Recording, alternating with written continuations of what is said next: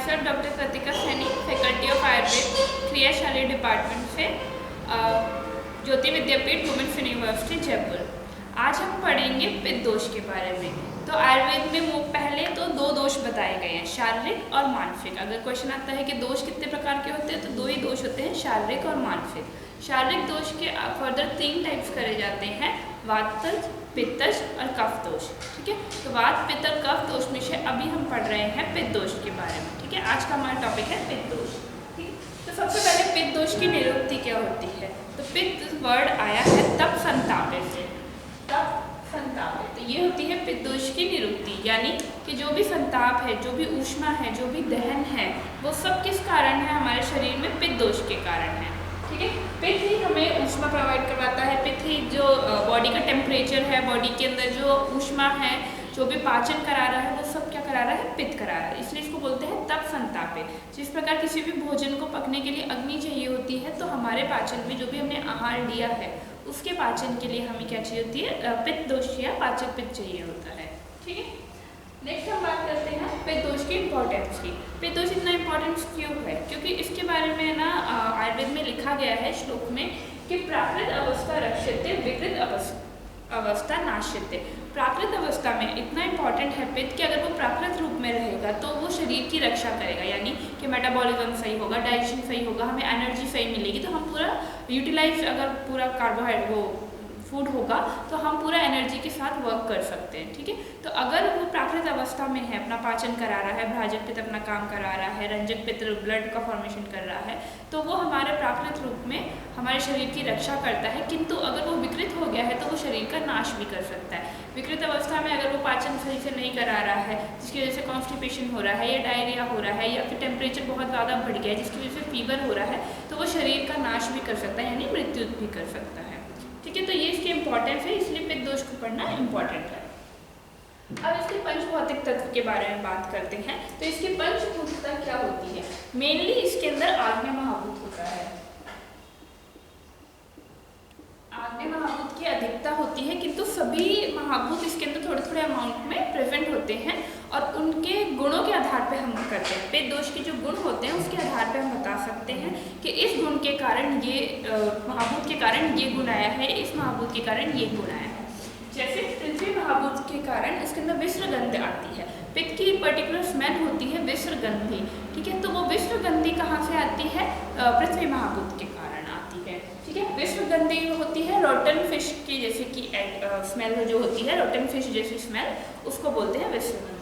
ठीक है, अब जल महाभूत के कारण द्रव होता है, स्नेह और सर, यानी कि जो द्रवता आती है पित्त के अंदर, अभी हम गुण पढ़ेंगे तो उसमें द्रवता होती है, स्नेह भाव होता है, सर भाव होता है। तो वो किस गुण के कारण आता है, किस महाभूत के कारण आता है, जल महाभूत के कारण। जो भी द्रवता है पित्त के अंदर, क्योंकि अगर वो लिक्विड होगा तभी वो काम कर पाएगा, आगे डाइजेशन कर पाएगा। ठीक है, तो स्नेह जो होता है कि स्नेहता के कारण, क्योंकि किसी भी अग्नि को जलने के लिए हमें स्नेह चाहिए, जैसे भोजन को पचाने के लिए हमें तेल का या फिर घी का छौंक लगाना पड़ता है, तो वो स्नेहता पित्त दोष के कारण होती है। ठीक है, फिर आया सर यानी कि उसके बहने का जो नेचर है, जो द्रवता है, वो भी पित्त दोष के कारण ही आती है। ठीक है, अब पढ़ते हैं अग्नि महाभूत के कारण। अग्नि इसके अंदर बहुलता में होता है, या मेनली इसके अंदर अग्नि महाभूत ही होता है। उसके कारण सत्व गुण आता है। सत्व गुण क्या होता है, जो मानसिक दोष हमने पढ़े थे उसके 3 टाइप्स होते हैं, सत्व, रज और तम, जिसमें कि सत्व जो होता है श्रेष्ठ होता है, फिर रज और तम होता है। तो सत्व गुण जो होता है वो पित्त महाभूत में पित्त दोष में आग्नेय महाभूत के कारण आता है। तो सत्व गुण, उष्णता जो आती है अग्नि के कारण आती है, तीक्ष्णता भी अग्नि के कारण आती है, और आग्नेय भी अग्नि के कारण ही होता है। नेक्स्ट बात करते हैं वायु महाभूत के कारण। वायु महाभूत के कारण इसमें रुक्षता आती है और विशुद्धता आती है। पित्त जो होता है वो रुक्ष होता है वायु महाभूत के कारण, क्योंकि वायु की प्रॉपर्टी होती है, या वात की प्रॉपर्टी होती है कि वो रुक्षता कॉज करती है। नेक्स्ट पढ़ते हैं आकाश। तो आकाश महाभूत के अंदर, उसके अंदर लघुता आती है। पित्त इतना हल्का इसलिए ही होता है क्योंकि उसके अंदर आकाश महाभूत की प्रेजेंस होती है। ठीक है, ये तो था इसका पंच महाभूत। इन 5 महाभूत के कारण ये गुण आते हैं, किंतु इसमें मेनली अगर पूछा जाए एक महाभूत अगर करना हो तो आग्नेय महाभूत के कारण होता है। ठीक है, नेक्स्ट हम पढ़ते हैं इसके गुण या फिर इसका स्वरूप। तो पित्तम स्नेह, तीक्ष्ण, उष्ण, लघु, विश्रम, सरंद्रम। ठीक है, तो पित्त के जो गुण है वो है स्नेह, यानी वो स्नेह के साथ होता है, जो हमने यहाँ पे पढ़ा था जल महाभूत के कारण सस्नेह होता है, तीक्ष्ण और उष्ण होता है, जो कि आग्नेय महाभूत के कारण है कि इसमें तीक्ष्णता होती है और उष्णता होती है। उष्ण के कारण ही ये तप संताप के कारण टेम्परेचर बढ़ाता है। फिर लघुता होती है, लघुता इसमें आती है आकाश महाभूत के कारण। फिर इसमें विश्वगंधी होती है, विश्वगंध आती है पृथ्वी महाभूत के कारण। ये अभी पित्त के टाइप पढ़ेंगे, उसमें आएगा कि विश्वगंधी भी होता है और बाकी गंध भी इसके अंदर प्रेजेंट होती है, लेकिन पित्त ये आती कहाँ से? पृथ्वी महाभूत के कारण। फिर है सरम द्रवम, और सर और द्रव आता है जल महाभूत के कारण। तो ये इसके गुण हैं, सस्नेह, तीक्ष्ण, उष्ण, लघु, विश्रम, सरम, द्रव। अलग अलग आचार्यों ने इसके अलग अलग गुण माने हैं। जैसे किसी ने बोला है कि ये शुक्ल अरुण वर्ण, आचार्य काश्यप ने बोला है कि शुक्ल और अरुण वर्ण से वर्जित होता है, यानी इसका जो वर्ण होता है वो ना तो शुक्ल होता है ना अरुण वर्ण होता है, यानी पित्त का, कफ का भी नहीं होता है और वात का भी रंग नहीं होता है, तो पीत रंग का इसका वर्ण होता है। अलग अलग आचार्यों के अनुसार उन्होंने ये कहा है कि आम भी होता है, निराम होता है और सआम होता है। पित्त के दो भेद बताए हैं उन्होंने, निराम और सआम, जिसमें कि सआम जो होता है उसमें आम के कारण इसके अंदर एक गंध होती है विश्वगंधी, और वो नील रंग का होता है, ठीक है। और जो निराम होता है इसके अंदर कोई गंध नहीं होती है और पीत रंग का होता है। जो पीत रंग जो होता है वो प्राकृत पित्त का वर्ण होता है, ठीक है। तो जो निराम होता है वही एक्चुअली में प्राकृत पित्त होता है, और जो सआम होता है वो विकृत पित्त होता है, ठीक। ये तो हो गए इसके गुण। नेक्स्ट हम पढ़ते हैं इसके कर्म, ठीक है, कि ये फंक्शंस क्या क्या करता है। पित्त का मेनली फंक्शन क्या होता है? तो दर्शना, पक्ति, ऊष्मा, चक्षुत, तृष्णा, देह मार्द्वम, प्रभा, प्रसादो, मेधा, च पित्त कर्म अविकारजम, ठीक है। तो ये इसके जो कर्म हैं अविकार में, जैसे प्राकृत कर्म जो है वो है, अभी हमने पढ़ा था कि प्राकृत अगर पित्त होगा तो वो रक्षा करेगा, तो प्राकृत पित्त क्या क्या करता है वो हम पढ़ेंगे। तो दर्शना, पक्ति, ऊष्मा यानी दर्शन कराता है, हमारे आंखों में आलोचक पित्त होता है जिसके कारण हम किसी भी चीज को देख सकते हैं, ठीक है। तो दर्शन कौन कराता है? पित्त। पक्ति, ऊष्मा, पक्ति पाचन, जो भी भोजन का पाचन होता है वो कराता है पाचक पित्त। ऊष्मा जो है यानी कि बॉडी का टेम्परेचर है, बॉडी के अंदर एक पर्टिकुलर एनर्जी होती है, टेम्परेचर होता है, जो संताप होता है उसको प्रोवाइड कराता है, पित्त कराता है।